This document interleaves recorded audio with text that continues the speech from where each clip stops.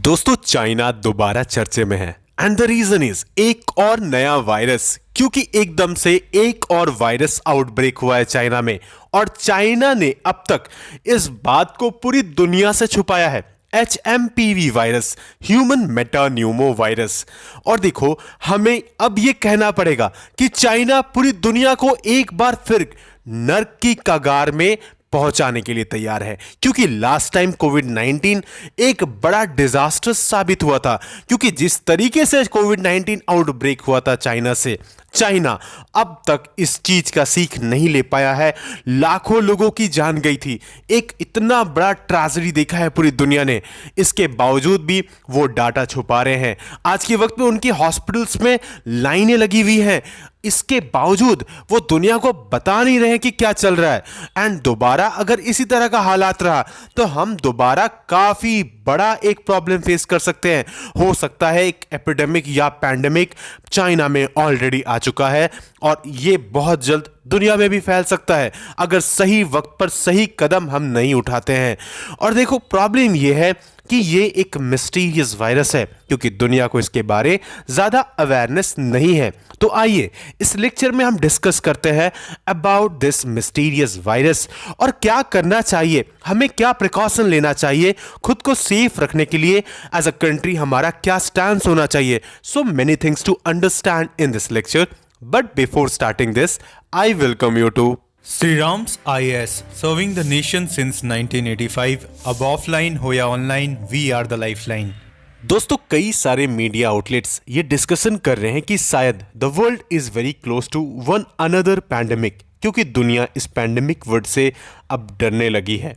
क्योंकि पिछली बार की खौफनाक मंजर अभी भी शायद हमारे आंखों से ओझल नहीं हुई है। हमने अपने कई अपनों को खोया था। इस महामारी ने पूरी दुनिया में हाहाकार मचा दिया था, जहां अब तक करीब 70 लाख से ज़्यादा लोगों की जान जा चुकी है। और अभी सिर्फ 5 साल ही बीता है और चाइना में फिर से ऐसे अपडेट सामने आ रहे हैं जो ठीक नहीं है। एक और वायरस आउटब्रेक हुआ है और कई रिपोर्ट्स की माने तो चाइना ने ऑलरेडी कई जगहों पर मेडिकल इमरजेंसी घोषित कर रखा है।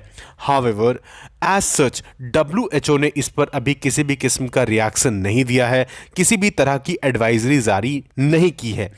अब देखो यहाँ पर हमें जानना क्या ज़रूरी है कि ये जो वायरस है ये क्यों इतना मिस्टीरियस है और इसके साथ में सबसे ज़्यादा ये किन्हें अफेक्ट कर सकता है, इसकी स्पेसिफिकेशंस क्या है, राइट। ये सारी चीज़ें जानना बहुत ज़रूरी है। तो सबसे पहले हम समझने की कोशिश करेंगे कि क्या है HMPV वायरस।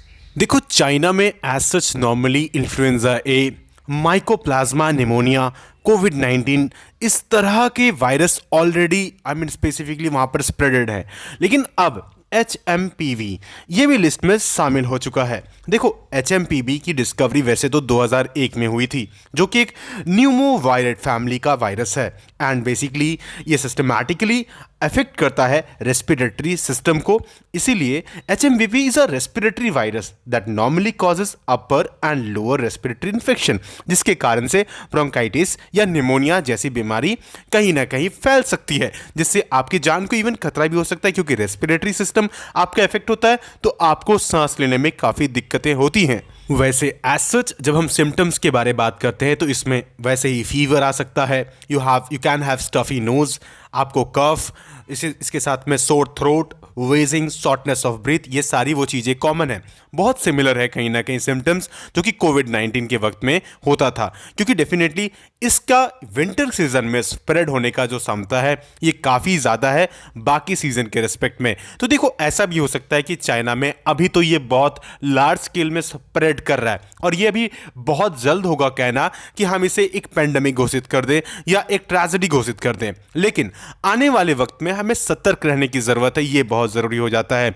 वैसे एज सच अभी तक जो यूनियन हेल्थ मिनिस्ट्री है उन्होंने इस चीज़ को कहा है कि अभी हमें घबराने की ज़रूरत नहीं है। एज सच ये वायरस अभी कंट्रोल में है, ठीक है। तो ये जो सिचुएशन है ये अभी तक अलार्मिंग नहीं हुआ है, ये हेल्थ मिनिस्टर का कहना है। और इसी के साथ जब हम कुछ डॉक्टर्स की मानते हैं तो उनके हिसाब से देखो एज सच इस वायरस का अभी भी स्पेशल मेडिसिन अवेलेबल नहीं है, इस वायरस का कोई वैक्सीन भी नहीं है।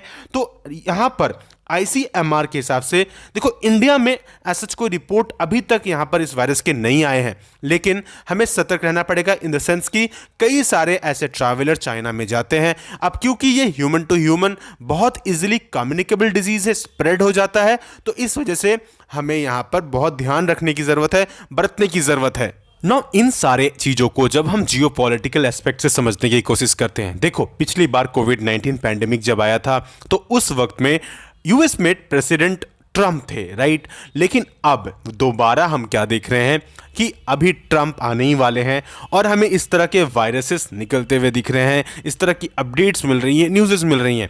और हम सब जानते हैं कि ट्रंप का स्टैंस कैसा रहा है चाइना के प्रति। स्पेसिफिकली जब पिछली बार कोविड-19 पैंडेमिक फैला था, उन्होंने सीधा सीधी ये ब्लेम किया था चाइना को कि चाइना की लेबोरेटरी से ही कहीं ना कहीं ये वायरस स्प्रेड किया था। और यहाँ पर आप जैसे कि इस वीडियो में देख भी सकते हैं, Chinese Americans in this country. Your own aide, Secretary Azar, says he does not use this term. He says ethnicity does not cause the virus. Why do you keep using this? A lot of people say it's racist. It's not racist at all. No, not at all. It comes from China. That's why. It comes from China. I want to be accurate. Yeah, please, John. Please. The aides behind you. Are you I comfortable have with this term? I have great love for all of the people from our country, but as you know, China tried to say at one point, maybe they stopped now, that it was caused by American soldiers. That can't happen. It's not going to happen. Not as long as I'm president. तो देखो definitely Trump जैसे ही आएंगे यहाँ हमें काफ़ी सारी interesting चीज़ें होती हुई दिखेंगी। एंड जो टैरिफ वॉर है वो हमें यहाँ पर बढ़ते हुए दिखेगा बिटवीन चाइना एंड यूएस।